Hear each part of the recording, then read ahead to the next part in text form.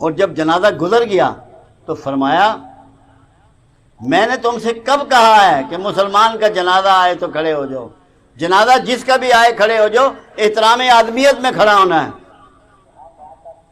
اگر آپ نے رسول اللہ کی ٹیچنگ کے مطابق احترام آدمیت سیکھ لیا تو جو الزامات جو تہمات پولیس پہ لگتی ہیں بخدا وہ ہرگز نہیں لگیں گی۔ احترام سے بات کریں، کسی شخص سے بھی درست لہجے میں فحش گفتگو ہرگز مت کریں۔ کمال یہ ہے کہ سخت گفتگو کرنے والا یہ چاہتا ہے کہ اس سے نرمی سے بات کی جائے، جھوٹ بولنے والا یہ چاہتا ہے کہ اس کے ساتھ سچ کا رویہ اختیار کیا جائے۔ خود جھوٹ بول رہا ہے مگر اپنے لیے اس کی ڈیمانڈ یہ ہوتی ہے کہ اس کے ساتھ سچ کا رویہ اختیار کیا جائے۔ کم از کم میں یہ امید رکھوں گا، مجھے سے بہت سے پولیس افسران اور پولیس کے لوگ آتے رہتے ہیں، یا جو ان سے کچھ وابستگی ہوتی ہے، کوئی تعلق ہوتا ہے، وہ آتے رہتے ہیں۔ اللہ کے فضل و کرم سے میں امید رکھوں گا کہ آپ سب دوستوں کی ریپوٹیشن بدلے گی۔ ہمدردی، گائیڈنس، اصل چیز ہے برداشت۔ برداشت ہمارے ہاں بالکل ختم ہو گئی ہے۔ ہم سب لوگوں کو دیکھتے ہیں بازاروں میں ہارن پہ ہارن بجا رہے ہیں، ذرا سی بات ہے تو گالی گلوچ پہ اتر آئے ہیں، مکہ دھکا مارنے کے لیے تیار ہو گئے ہیں۔ آپ لوگوں کے بارے میں بھی یہی باتیں ملتی ہیں۔ خدا را برداشت پیدا کیجئے، صبر پیدا کیجئے۔ صبر سنت الہیہ ہے، صبر سنت مصطفیہ ہے۔ صبر کا جذبہ اپنے اندر پیدا کریں اور صبر کی ٹیچنگ اور ٹریننگ حاصل کریں، برداشت کرنا سیکھیں۔ اس کے لیے دو کام آپ کر سکتے ہیں۔ اگر آپ وضو میں رہیں گے تو آپ کو غصہ کم آئے گا، یہ میرا وعدہ آپ سے۔ آپ وضو میں رہیں آپ کو غصہ کم آئے گا، اور اگر خدا نہ خواستہ آ جائے جس طرح ممکن ہو کچھ پانی پی لیں۔ غصے کے بارے میں کملی والے کا فرمان ہے کہ غصہ شیطان ہے اور شیطان کو آگ سے پیدا کیا گیا، تو آگ کا علاج پانی ہے۔ دوبارہ وضو کر لیں جب غصہ آئے، پانی پی لیں، اپنے آپ کو فزیکلی بھی ٹھنڈا رکھنے کی کوشش کریں۔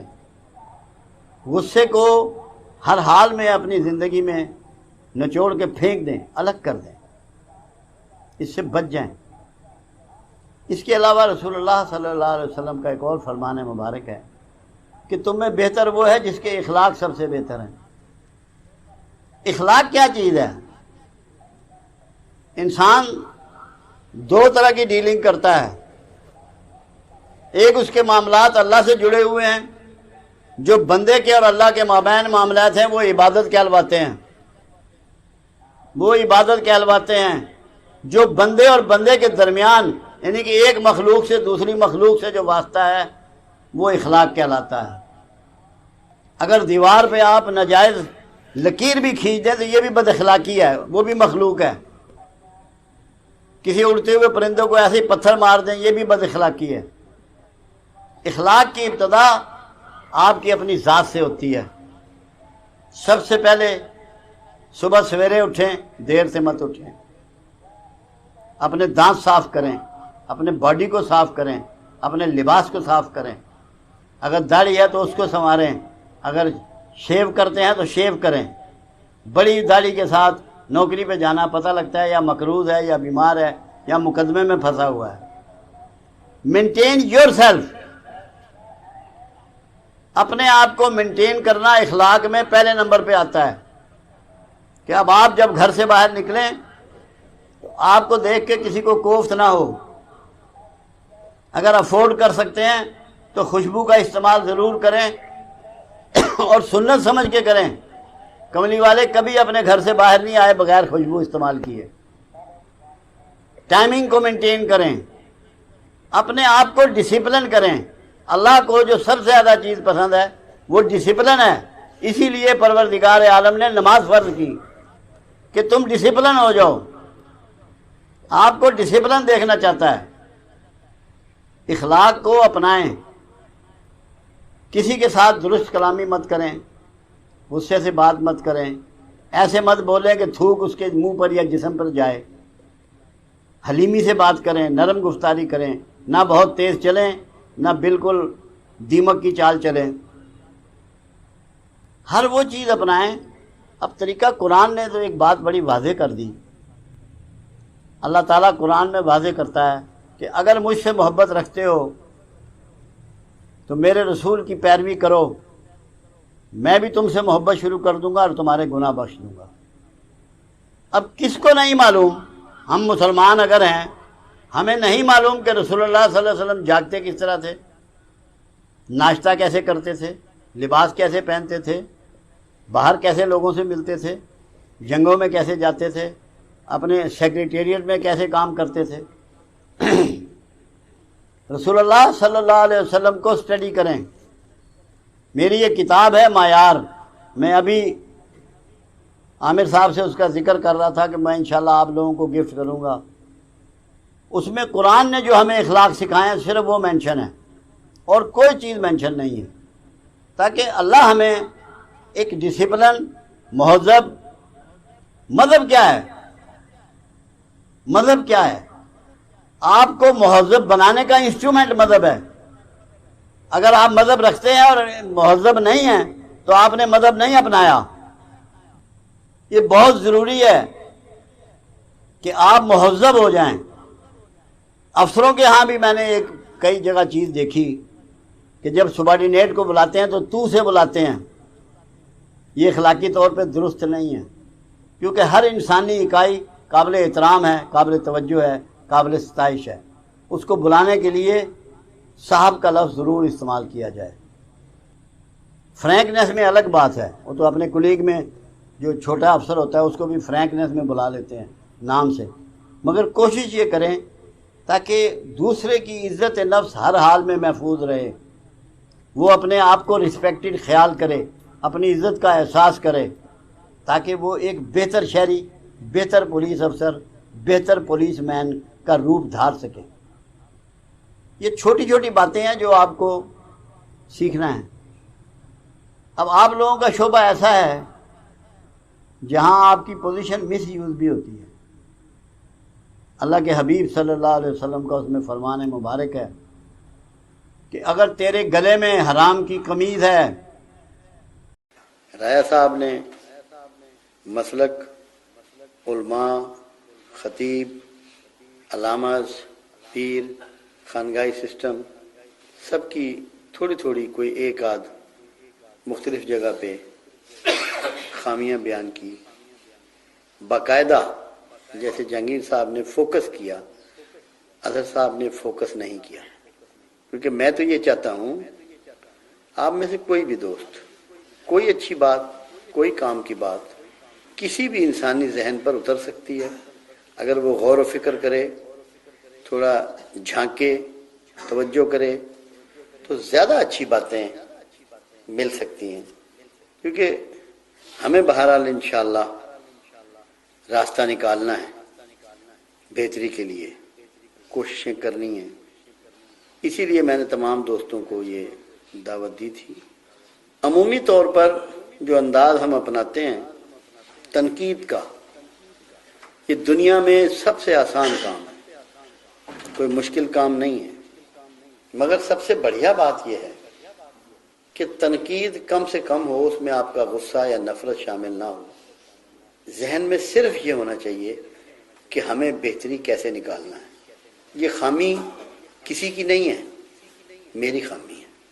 ہر انسان دوسرے کے لیے شیشے کی مانند ہے، جب کسی میں عیب نظر آتا ہے تو آپ سمجھ لیں کہ وہ میرا ہی عیب ہے۔ یہ شیشہ ہے زندگی، شیشے کی مانند ہے زندگی۔ تو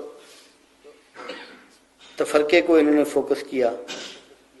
میں نے اس موضوع پہ بات ابھی نہیں کرنی، وہ انشاءاللہ العزیز زندگی بخیر میں 12 ربیع الاول کو کروں گا، کیونکہ میرا موضوع یہی ہے کہ تبلیغ دین بڑھتی جا رہی ہے، معاشرہ اثرات سے خالی ہے، اس کی وجوہات اور علاج۔ مگر ہر جمعرات کو جب یہ لوگ دوست گفتگو کریں گے، اب یہ ضروری نہیں کہ جہانگیر صاحب یا اظہر صاحب یا امجد صاحب ہی کریں، آپ سب لوگ ماشاءاللہ باشعور ہیں، سمجھدار ہیں، بہت سے لوگ اچھی عمر کے بھی ہیں، اس پہ غور کریں اور کھڑے ہو کے بول لیں، یہاں آ کے بول لیں، یہاں کم از کم آپ کو کوئی رکاوٹ نہیں ہے۔ مگر ایک بات ذہن میں ضرور ہونی چاہیے کہ آپ کے بولنے سے یہ تاثر نہ ابھرے کہ آپ کسی کے خلاف ہیں. یہاں کوئی کسی کے خلاف نہیں ہے. ہمیں تو اپنے آپ کو ٹٹولنا ہے، اپنے کیڑے نکالنے ہیں، اپنی درستگی کرنا ہے. اس کے پیچھے درد ہے، احساس ہے، جو ہماری خواری ہو رہی ہے، جو ہماری ذلت ہو رہی ہے. اور یہ مسئلہ صرف پاکستان کا نہیں ہے، امت کا ہے، پوری دنیا میں ہے. مسلمانوں کی بات کہیں نہیں سنی جاتی. کسی مقام پہ بھی ان کو جو وقار نصیب ہونا چاہیے، جو عزت نصیب ہونی چاہیے، وہ ان کو میسر نہیں ہے. تو ہم نے جب بات کرنی ہوتی ہے تو ہم نے کرنی ہے امت کے ریفرنس سے. کسی ملک ہمارے پیش نظر نہیں ہے، امت پیش نظر ہے. یہاں جب آپ اکٹھے ہوئے ہیں تو آپ رسول اللہ صلی اللہ علیہ وسلم کے ایک امتی کی شکل میں اکٹھے ہوئے ہیں. اس کو فوکس کرنا ہے. میری گزارش ہوگی دوستوں سے کہ اگلی جمعرات کو بجائے ان دونوں دوستوں کے اور کچھ لوگ جو ہیں وہ اپنے آپ کو پیش کریں کہ ہم کوئی بات کریں گے. کوئی دوست ہے جو یہ کہے کہ میں بات کروں گا، تاکہ پھر یہ پتہ ہو کہ وہ بات کرنا چاہتے ہیں. کوئی دوست؟ دیکھا اب یہ ایک سجاد صاحب نے ہاتھ کیے، اگلے جمعرات کو ایک سجاد صاحب بات کریں گے. اور کوئی؟ امجد صاحب آپ بھی بولیں گے، ایک امجد صاحب ہو جائیں گے. اگلی جمعرات کے لیے بھی کوئی دوست؟ اچھا، میں ہر جمعرات کو کوئی ایک وجہ ضرور بتاؤں گا جو فوکس ہوگی، تاکہ یہ اس طرح 5 6 7 8 جمعراتیں جو 12 ربیع الاول تک آئیں گی، اتنے پوائنٹ اکٹھا ہوتے چلے جائیں گے. صرف ایک پوائنٹ، باقی بات جو ہے وہ اپنی روٹین کی ہوگی. آج کے لیے جو بنیادی بات، جو میری نظر میں ایک بہت بڑا لکونہ ہے یا خامی ہے، علامہ اقبال علیہ رحمہ نے اس کو بیان کیا. وہ زمانے میں معزز تھے مسلمان ہو کر، اور تم خار ہوئے تارک قرآن ہو کر. ہم نے قرآن کو چھوڑ دیا. قرآن کو چھوڑنے سے مطلب اس کی تلاوت یا قرأت کا ترک کرنا نہیں ہے. ایک غلط فہمی کا میں ازالہ کر دوں، بہت ہی ضروری. ہم لوگ ذکر کرتے ہیں تلاوت قرآن کا، حالانکہ ہم لوگ اپنے گھروں میں، اپنے مدرسوں میں، اپنے اداروں میں قرأت قرآن کرتے ہیں. ہم قرآن کے قاری ہیں، قرآن کو پڑھتے ہیں، تلاوت نہیں کرتے. تلاوت کا مطلب ہوتا ہے پیچھے پیچھے آنا. تلاوت کا مطلب ہوتا ہے پیچھے پیچھے آنا. تلاوت قرآن کا مطلب یہ ہے کہ قرآن کے پیچھے پیچھے چلو. تو ہم نے تلاوت قرآن ترک کی ہے، قرأت قرآن ترک نہیں کی. یہ ہمارا بہت بڑا مسئلہ اور المیہ. میں صرف یہ میں نے کہا ایک پوائنٹ آپ کو میں بتا دوں. اگلی جمعرات کو کوئی دوسرا پوائنٹ انشاءاللہ آپ کو بتاؤں گا. ابو سفیان روم گئے، قیصر روم کے دربار میں گئے. جب ملاقات ہوئی تو ذکر کیا ابو سفیان نے کہ ہمارے ملک میں، مکہ میں ایک شخص اٹھا ہے اور وہ یہ کہتا ہے کہ میں اللہ کا نبی ہوں، رسول ہوں. ہم اس کی وجہ سے بہت پریشان ہیں آج کل.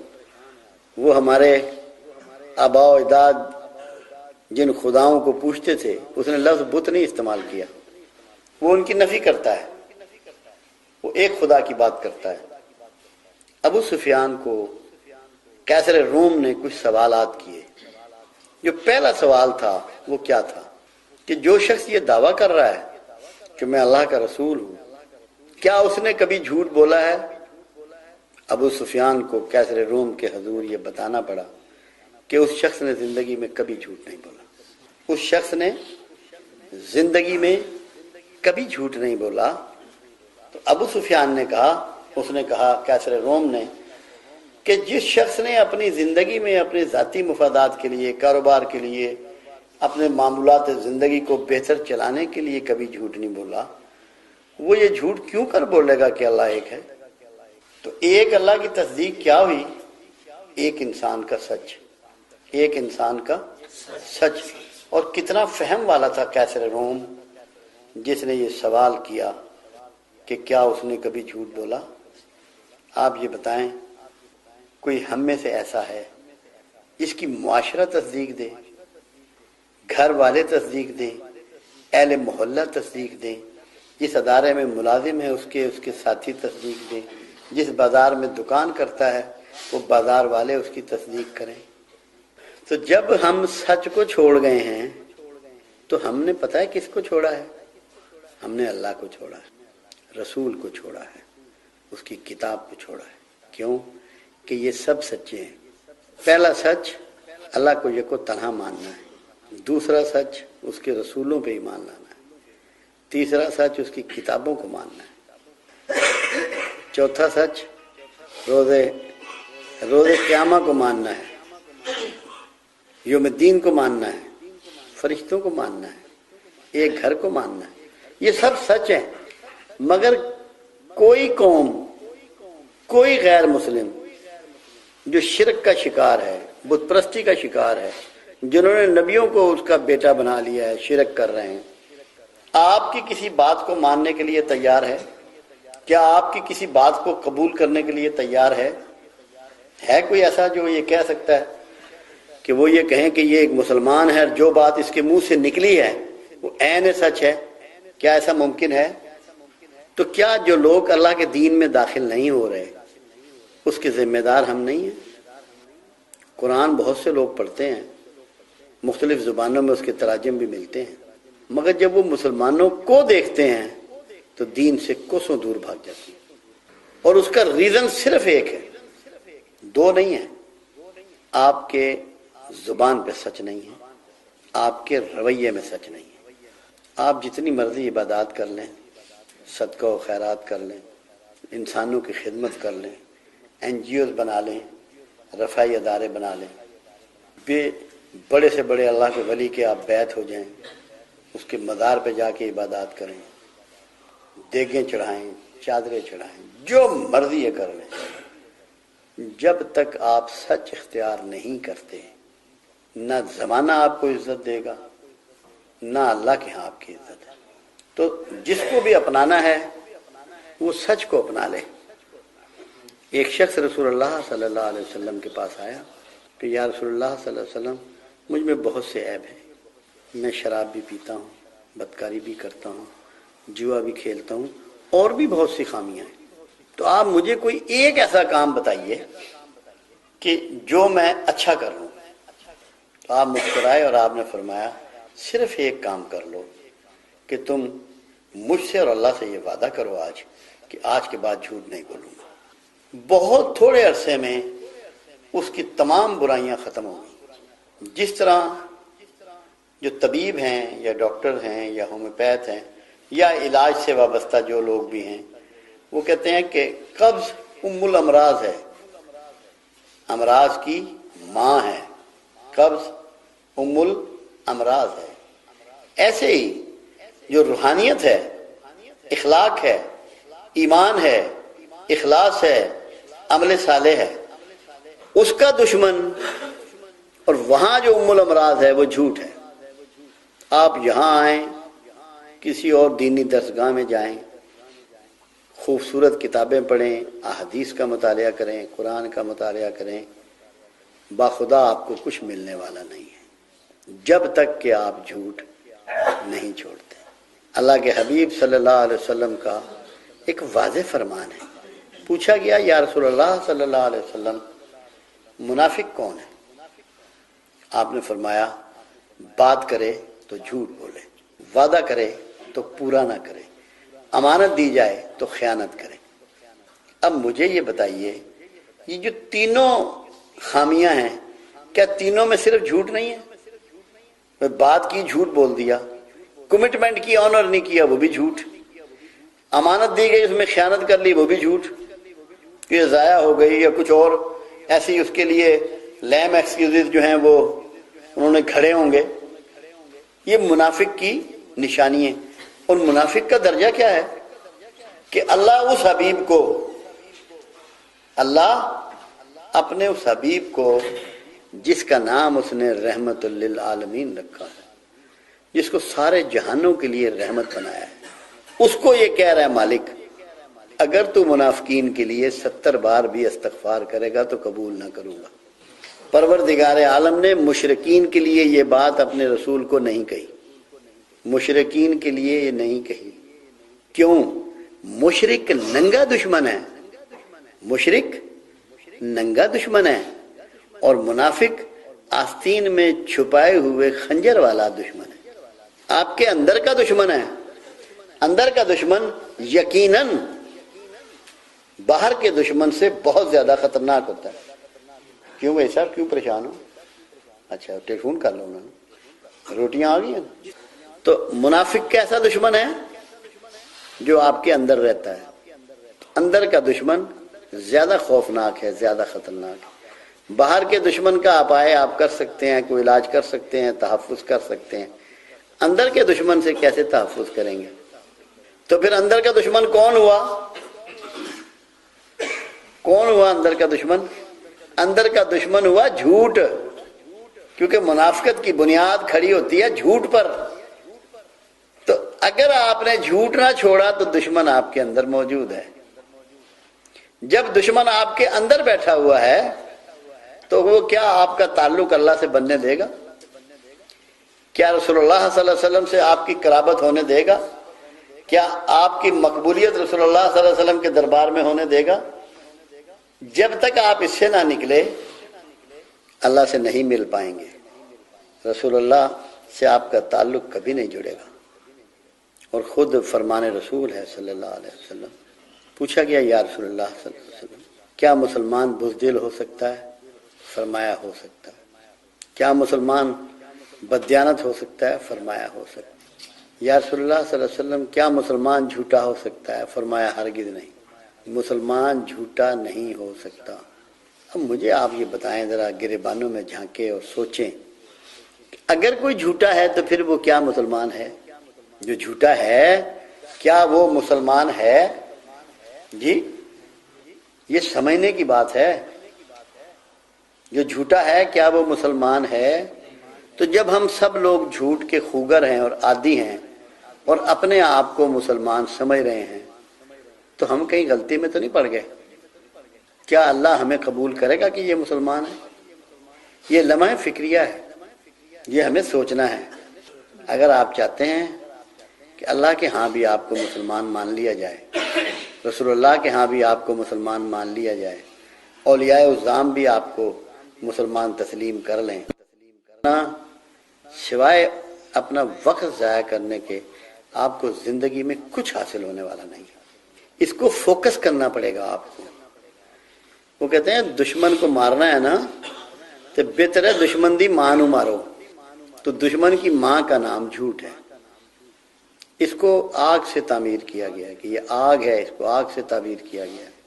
کبھی نہیں ہو سکتا ایک شخص جھوٹا بھی ہو اور اطمینان قلب بھی میسر ہو، ایک شخص جھوٹا بھی ہو اور چین و سکون اور راحت سے سوتا بھی ہو، بے چینی اس کا مقدر ہو جاتی ہے۔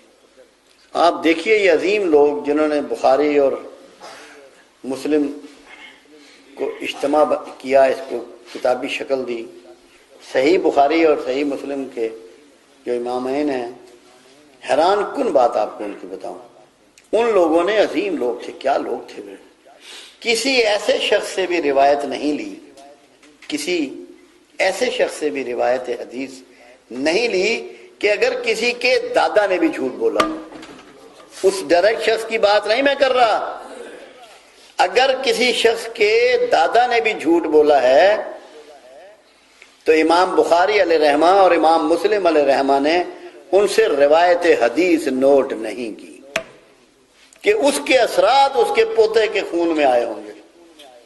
ذرا اندازہ لگائیں، آپ غور کریں بات کو۔ یہ جراثیم ہیں جو خون میں شامل ہو جاتے ہیں، جیسے کہتے ہیں نا شیطان آپ کی رگوں میں دوڑنے لگ پڑتا ہے، اس کا اصل روپ جھوٹ ہے۔ جو شیطان رگوں میں دوڑ رہا ہے نا وہ جھوٹ ہے۔ جہاں تک امام بخاری علیہ رحمہ نے تو چمکارنے کے لیے، پاس بلانے کے لیے ایسے جھولی کی جیسے اس میں دانا ہو، جیسے آپ کبھی بعض اوقات اپنے بکرے وغیرہ کو بلاتے ہیں، جیسے اس کو چمکارتے ہیں، چو چو کر کے بلاتے ہیں اس کو کہ دانا ہے اس میں۔ جس نے یہ حرکت کی کہ ایک جانور کو دھوکہ دیا، اس سے بھی روایت حدیث نہیں لی، روایت حدیث اس سے بھی نہیں لی۔ اور آپ چاہتے ہیں کہ آپ کے خوابوں میں میری سرکار آئیں جھوٹ کے ہوتے ہوئے، اندر گندگی اور شیطان کے اندر آپ کے رگ و دوق میں دوڑتے ہوئے، جو یہ چاہتا ہے نا کہ اسے آقا مل جائیں، آج سے اپنے اللہ سے وعدہ کر لے کہ آج سے جھوٹ ختم ہے۔ اپنے اللہ سے وعدہ کرنا ہے۔ وعدے دو ہی ہوتے ہیں، ایک اللہ سے ہوتا ہے اور ایک اپنے آپ سے ہوتا ہے، کسی اور سے کوئی وعدہ نہیں ہوتا۔ باقی وعدے تو جھوٹے ہوتے ہیں۔ وعدہ وہی ہے جب اللہ کے رسول صلی اللہ علیہ وسلم نے خطبہ حجۃ الوداع والے دن کیا فرمایا، اے اللہ تو گواہ رہنا۔ گواہ کس کو بنایا؟ اللہ کو۔ آپ اللہ کو گواہ بن کے کہیں کہ اللہ میں آج تیرے حضور یہ ارادہ کرتا ہوں کہ میں آج سے اپنی زندگی سے جھوٹ کو کھرچ کے نکال رہا ہوں، تو گواہ رہنا اور میری اس ارادے کی تکمیل میں مدد کرنا، کیونکہ اللہ کی مدد کے بغیر آپ کبھی برائیاں ترک نہیں کر سکتے، کیونکہ آپ بہت کمزور ہیں۔ دیکھو نا، جب ہم یہ کہتے ہیں اعوذ باللہ من الشیطان الرجیم، اس کا مطلب کیا ہوتا ہے؟ اے اللہ تو شیطان رجیم سے ہمیں اپنی پناہ میں لے لے۔ اس کا مطلب ہے ادروائز شیطان آپ سے تکڑا ہے، آپ اسے مار نہیں سکتے، ختم نہیں کر سکتے، اللہ کی پناہ لے سکتے ہیں۔ اللہ ایک برگزیدہ بہت عظیم اعلیٰ ہستی، اس کے پیچھے چھپ جائیں گے آپ شیطان سے بچنے کے لیے۔ تو ارادہ کر کے، اللہ سے وعدہ کر کے، اور پھر اللہ سے یہ مطالبہ کرنا ہے کہ یا اللہ تو میری مدد فرما اور مجھے اس بڑے شر سے محفوظ فرما۔ ویسے بھی دنیا میں آج جتنی قومیں کامیاب ہیں، معاشی طور پر، سیاسی طور پر، دفاعی طور پر، علمی طور پر، آپ یقین مان لیں ان کی عمومی زندگی میں لوگوں کی، حکمرانوں کی پوری طرح سچائیاں شامل ہیں۔ وہ جھوٹ نہیں بولتے، جو چیز بیچتے ہیں اس کی صفات، اس کی تعداد، اس کی قسم، اس کا وزن درج کرتے ہیں، بات آپ سے کرتے ہیں، اپنے وعدوں کو پورا کرتے ہیں۔